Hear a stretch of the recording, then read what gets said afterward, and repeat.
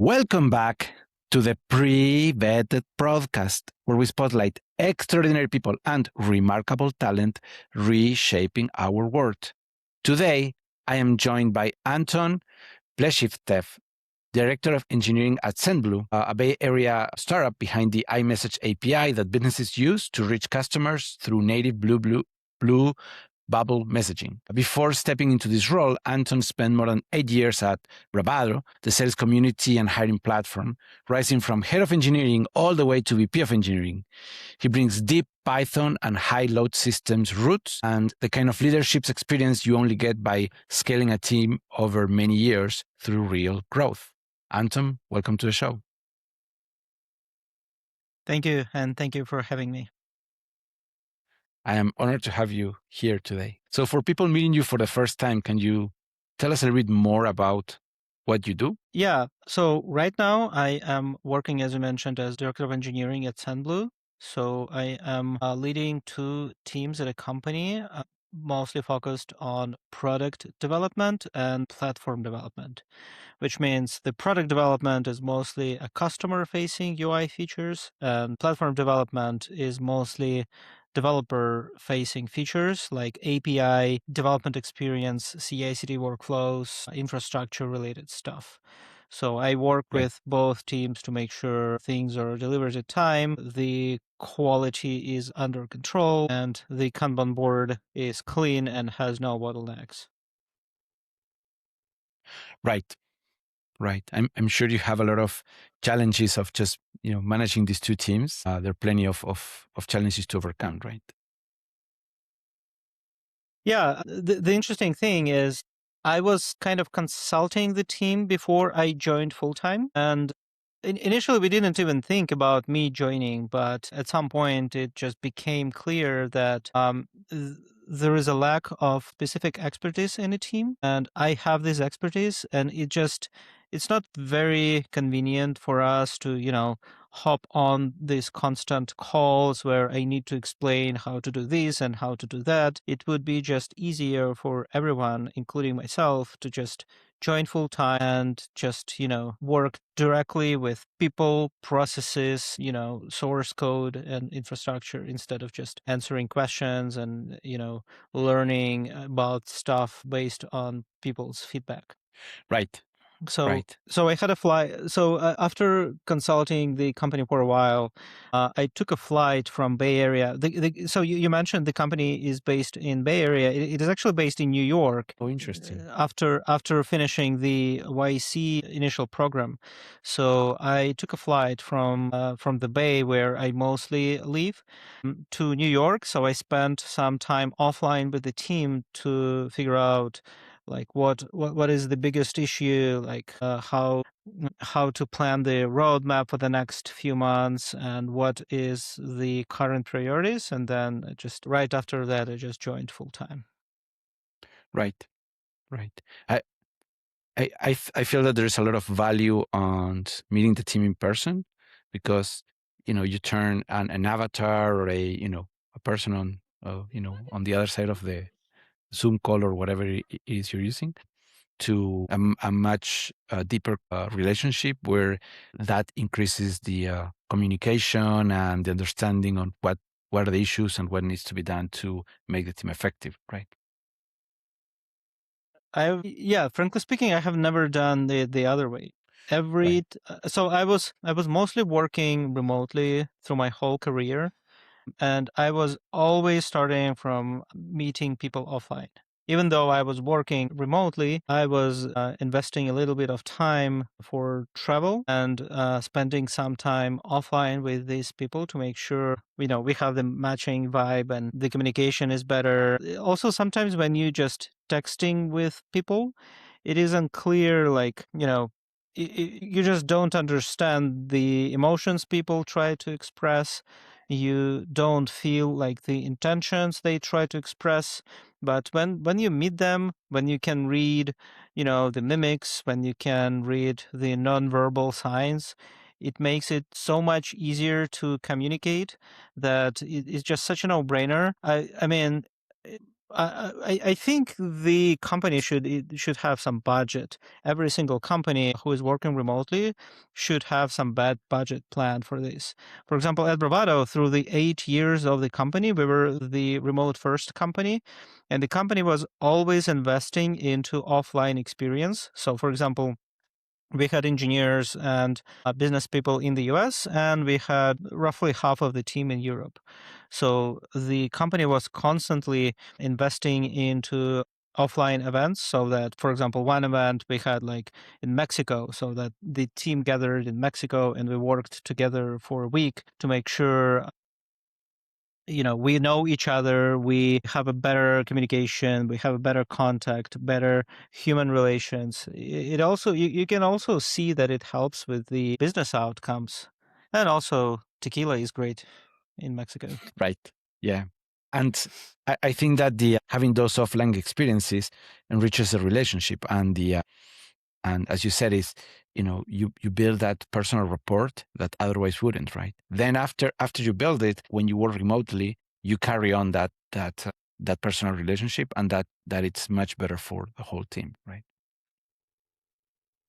Yeah. Yeah. And the other thing I'm noticed is about these interpersonal relationships is that people are more open to share feedback or speak up when they have that level of trust that they know that they can share their mind with you without being ostracized, or having a having a risk of their job stability, because you build that trust on the offline experiences, right?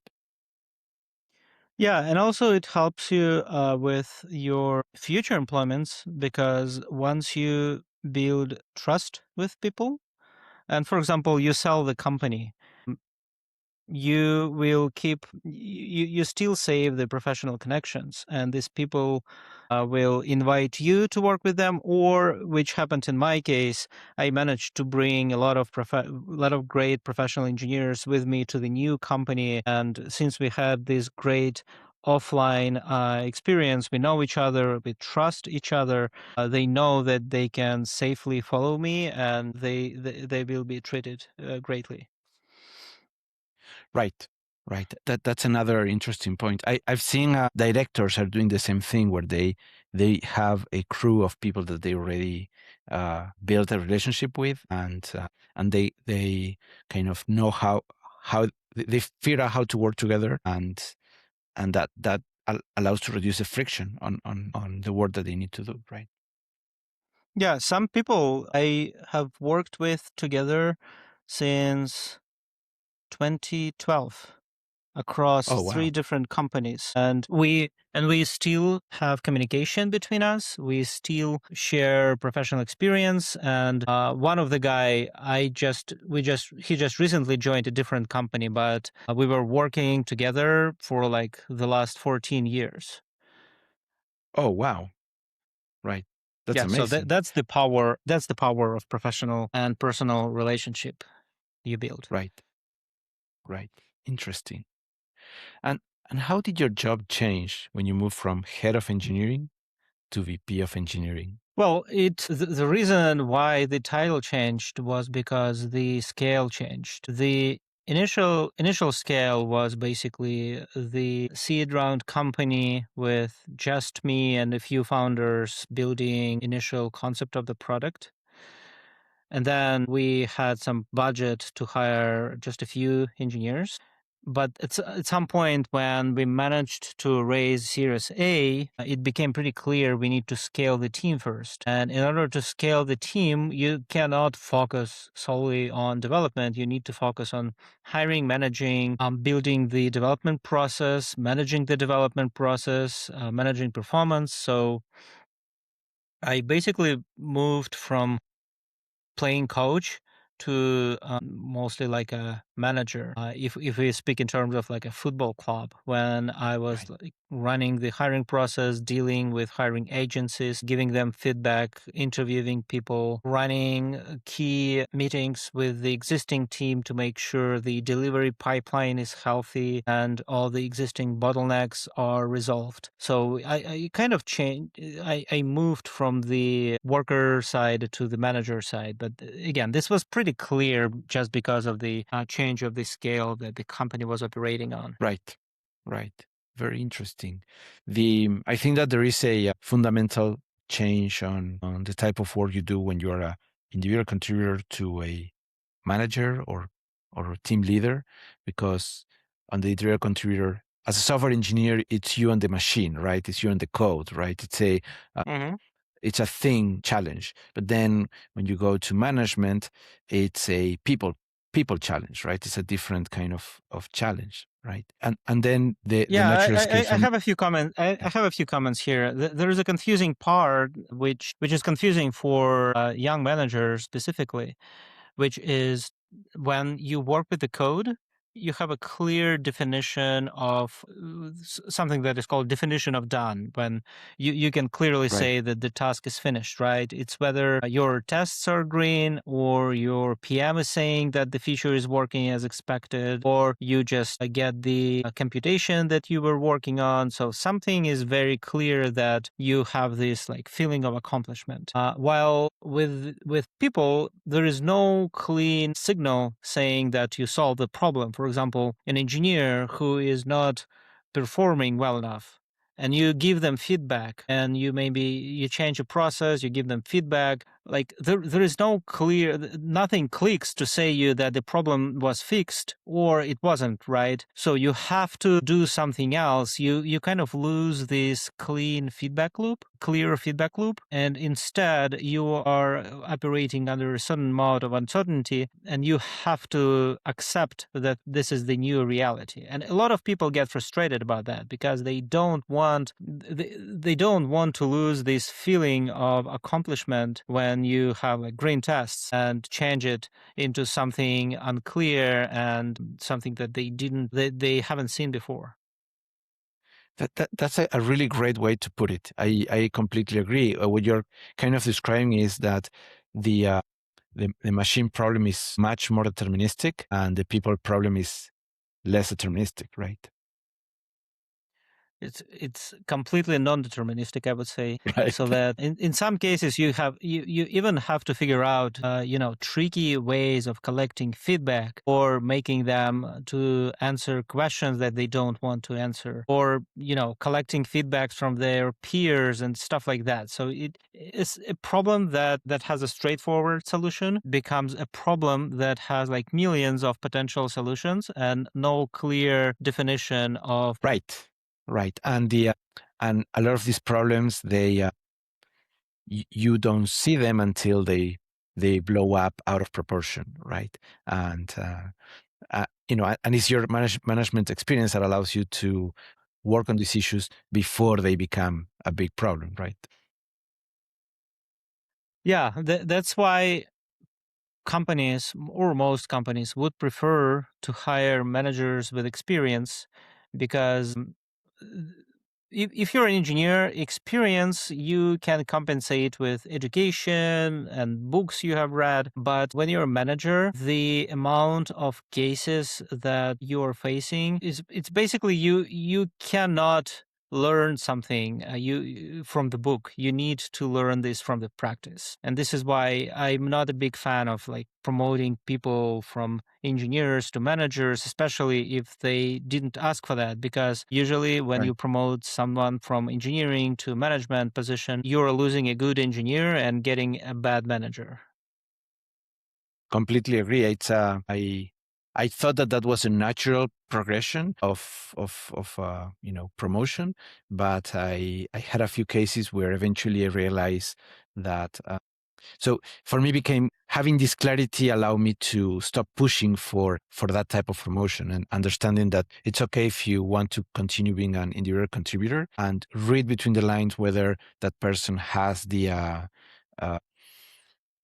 skill or even the desire to learn about this new people challenge problem, right? A lot of engineers don't want to, and if we push them as manager, they might say yes, but then that could backfire because you get a bad manager, but now it's hard to go back, right? And go back to become an individual contributor, right? Yeah, so a few things here. First of all, you should probably provide two clear tracks for them in terms of career growth, which is managerial and engineering track. Right. A lot of engineers think they can follow the managerial track, and if you ask them who they want to be, which position they want to take the next, they will tell you something like, I want to be a team lead. But there's no clear definition of what team lead means, actually. And what most people mean by team lead is basically having all the benefits of being a manager without taking all the uncomfortable parts, meaning they want to have like a higher salary,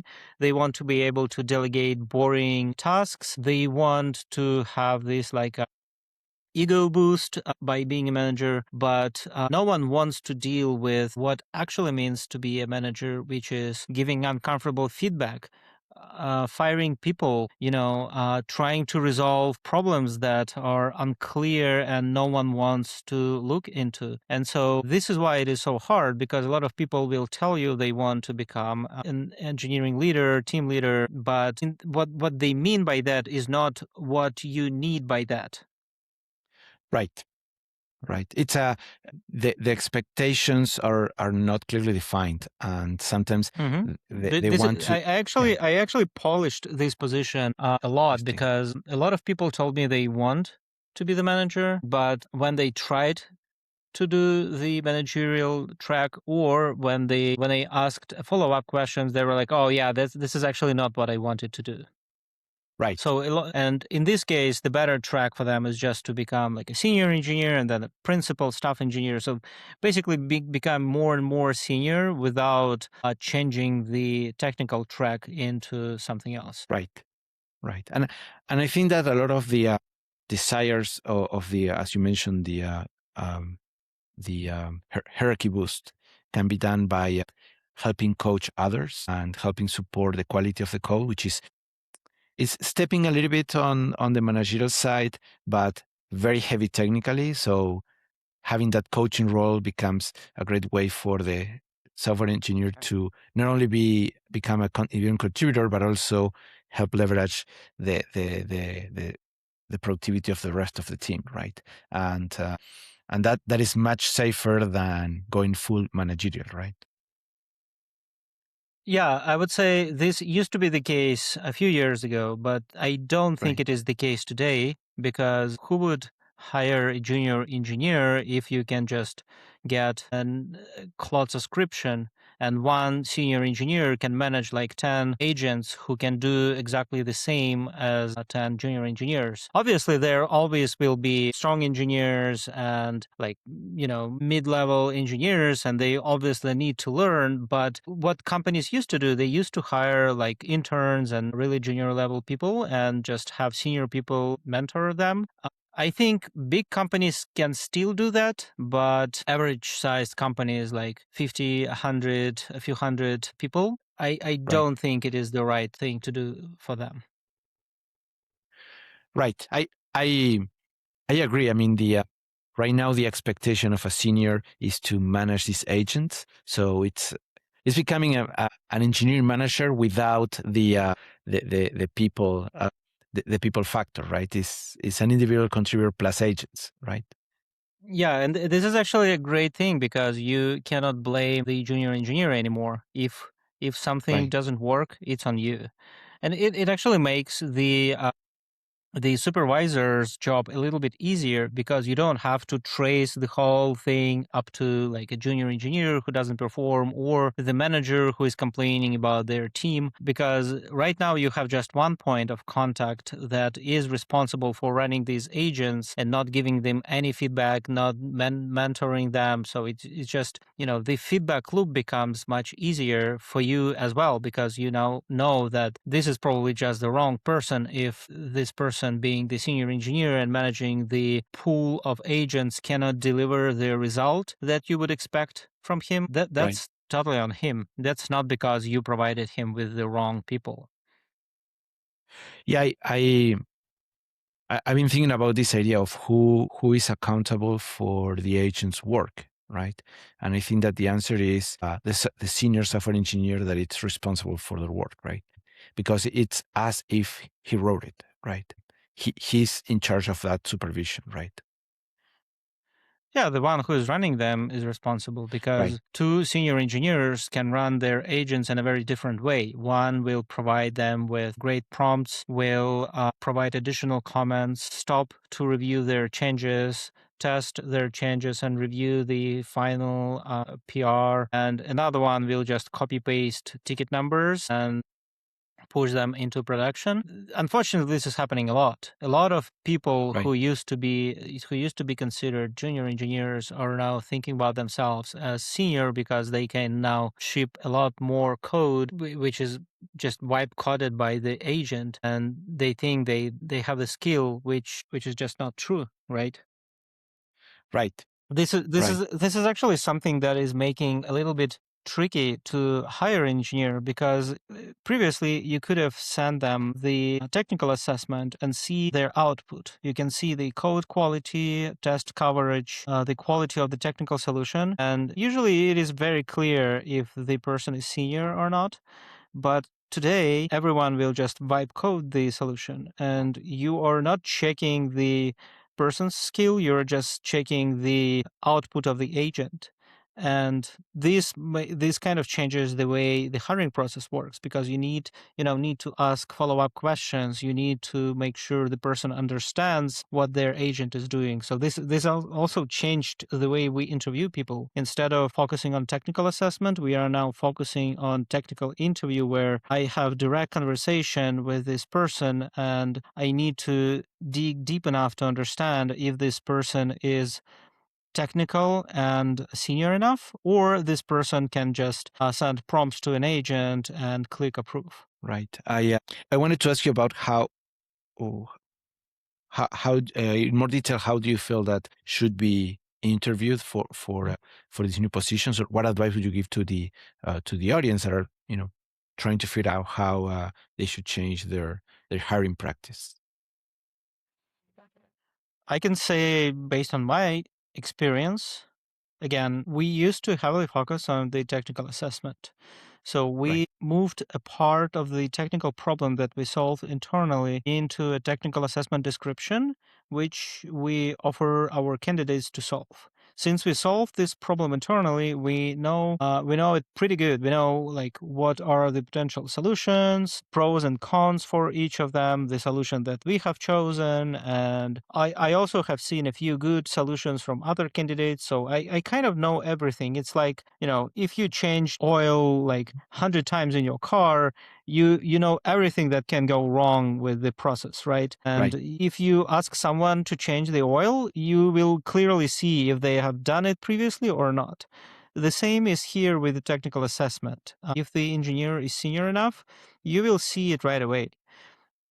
Now, the problem is that engineers started outsourcing using the agent. And with the agent, everyone is sending roughly the same because they probably use the same agents, the same LLMs, and they're sending us roughly the same quality source codes and the same quality solution. So just reviewing the source code is not enough anymore. I have to hop on a call with the engineer and ask more fundamental questions like why did you choose this algorithm? What other algorithms did you consider? What are the benefits? What are the pros and cons? Like how would you scale this solution? Can you move from like one user to 100, 1,000? 100,000 users from this solution? If yes, then how would you upscale your application? What are the bottlenecks? How would you run the infrastructure? What things in your infrastructure would you monitor? So I kind of basically ask all the follow-up questions. Obviously, some engineers will better know like backend and algorithms. Some of them will better know the infrastructure side of things, but in the end of the day, it gives you a picture of the person as a whole. You understand if this person can only vibe code which is not who we want to hire, or if this person can send a good prompt to an agent, but then also provide you with a great assessment of the agent's output and maybe, bring some corrections and add additional prompts for the agent to polish the solution. And this is the person that you probably want to hire because this person knows what they're doing, they're professional enough, and they will generate great result. Right. I think you're touching very interesting points. I think that finding candidates that have a T-shaped knowledge, where they have deep knowledge on the specific areas, and what the way that I understand it is functionally, right? I mean, if you can understand functionally how each component within the layer of the process should work, what it does, then it becomes less relevant to know the specific syntax on how to write it. But understanding the functional role, the trade-offs, the pros and cons, and then from there being able to make the decisions, then you can leverage the agents better, because you can supervise and guide them towards the solution that, based on your experience, you know that it's going to be the best for that specific challenge or problem or feature, right? Yeah, that's Right. exactly my point. Interesting. I'm reading a book about managing teams, and I call it The Invisible Distance, which is, it's a reference to these invisible problems that kind of show up throughout the time.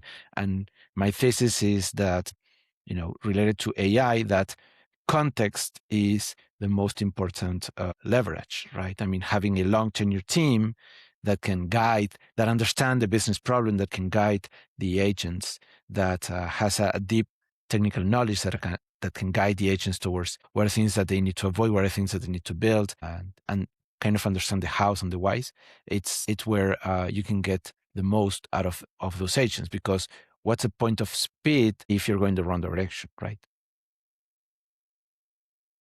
Yeah, one thing that we noticed internally is that if a few years ago we would set up like linters and basically automated checks, right now we are focusing on setting proper context. So for example, for the repository responsible for API endpoints, the context contains like who are the users, how they're using usage patterns, a little bit of statistics based on logs, because it is important to know that, for example, there is extremely high usage during daytime in the US, and Right. it drops significantly during nighttime. So for example, some heavy crons we should probably run during nighttime, or some specific endpoints are used more heavily and they should have close to 100% test coverage because it is a very sensitive part of the business. And so we are actually focusing a lot on providing the proper context for each repository, so that even if the person who is making a change is not like the strongest engineer in the team, they still have this harness that will help them to make the right solution. Right. I used to think of test coverage as, 100% line by line. But then I realized, yeah, you can have that, but you can still miss what's the value for the user, right? So having tests that actually validate the expected behavior from the user perspective is much more valuable than 100% code test coverage, right? Mm-hmm. Yeah, and in the age of AI, I think that having clear RFPs and being able to provide those level of specificity, it becomes a game changer, because with that you can have automated tests, you can delegate more to the agents to build code, but based on those specifications, right? That becomes much more important, and actually in the long term saves you tokens and time, right?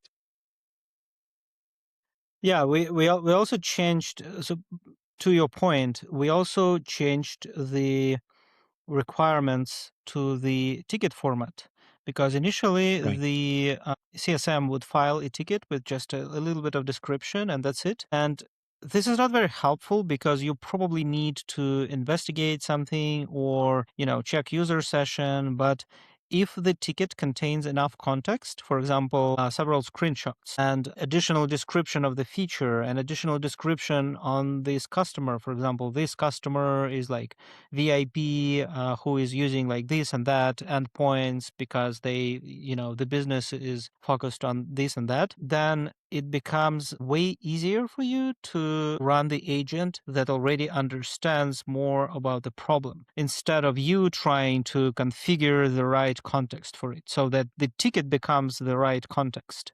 And Right. the level of automation that we are getting close to is when I open the Kanban board, I see, let's say I have like 5 tickets in to-do column.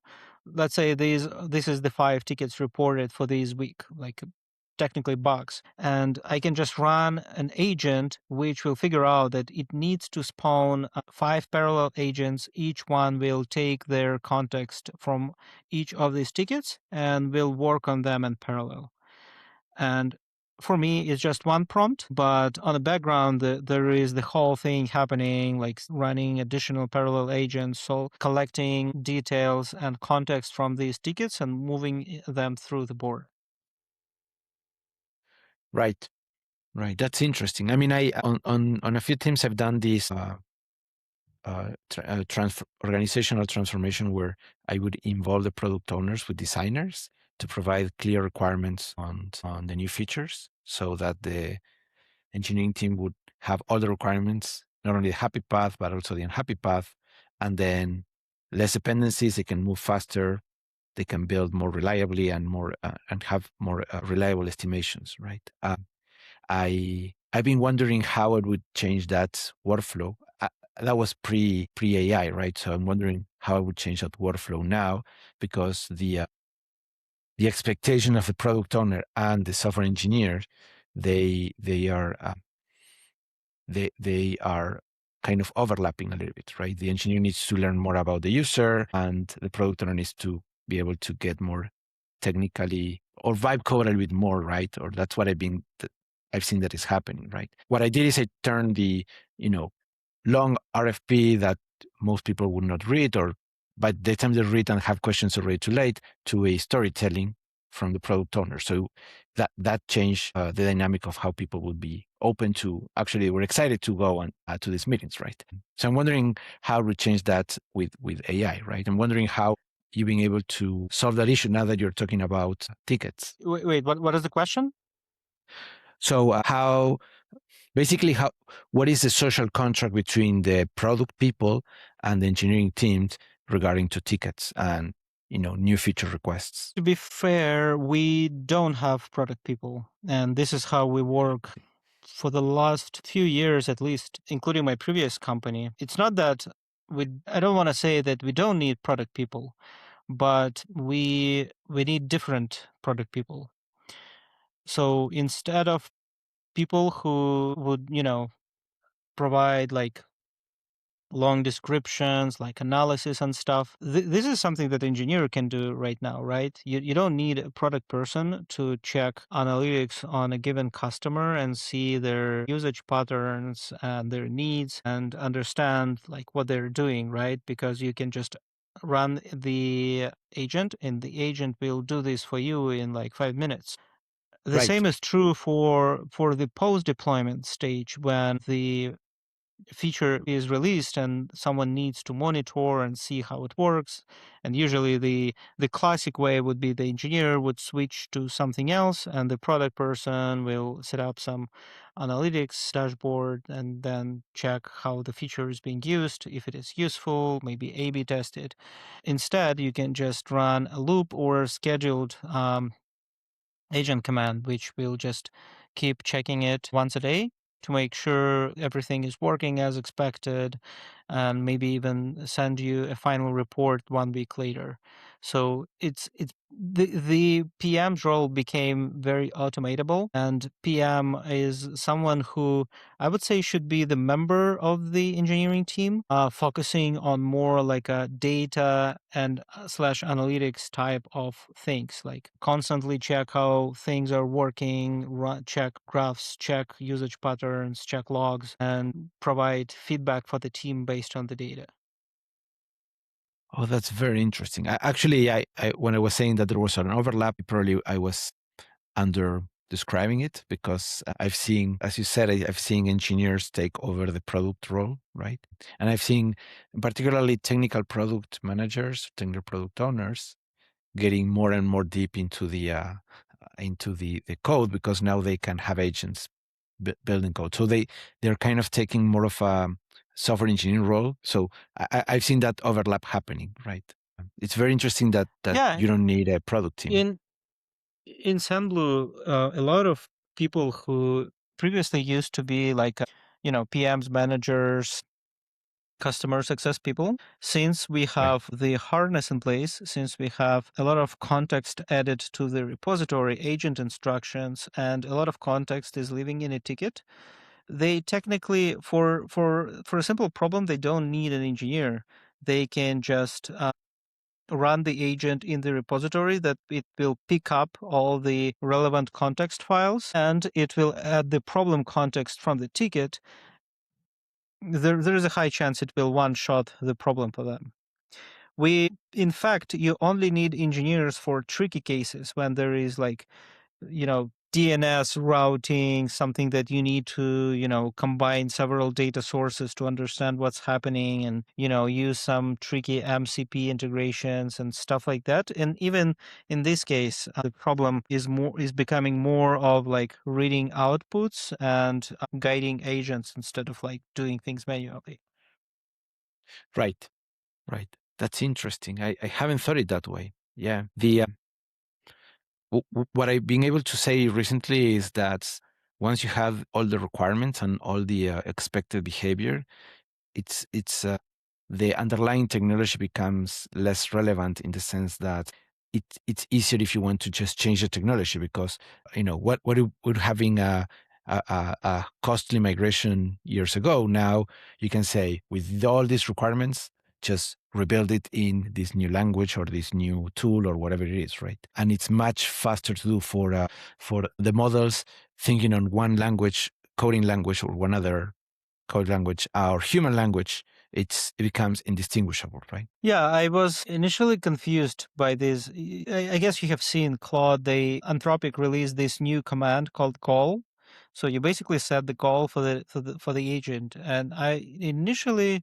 was confused by the use case of this, and then I realized I need to fix something. And my first approach, I basically make a code change, push it to the CI/CD instance, and then it runs. And if it doesn't pass the test case, I need to make a change locally and then push again and see if it passes. And at some point, I realized I'm making like a cycle type of work, right? I make a change, I push, wait, then I make a change, I push.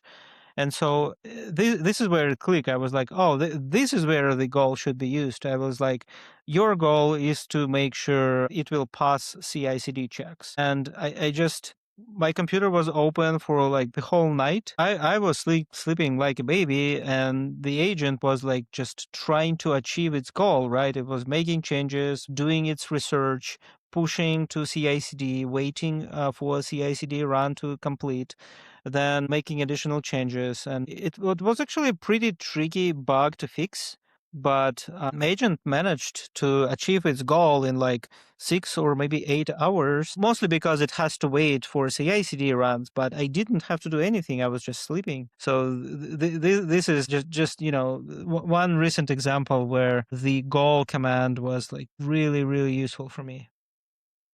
Amazing, amazing. That's very interesting. I'm exploring that higher level functionality on being able to delegate more complex tasks, long run, and see what happens, right? With good results and some frustrations throughout the process, but it's mostly positive, right? We're running out of time. I truly appreciate, Anton, you being here today. Any final feedback, any final advice about the strong engineering culture that you're building with your teams? Yeah, just one thing, never stop learning. Things are changing faster than ever, and the only way to stay uh, to stay up to date with the current things is to constantly learn, aggregate knowledge. Feel free to use summarization because, every time I open Hacker News, I see like so much information to learn that I will probably have to do this as a full-time job if I want to read it all. But again, ask your agents to aggregate, provide you with summary, and check what is the most important things, and make sure you understand technical details because this is what makes the difference between senior and junior people. Amazing. Anton, thank you very much for joining us today. Thank you for having me.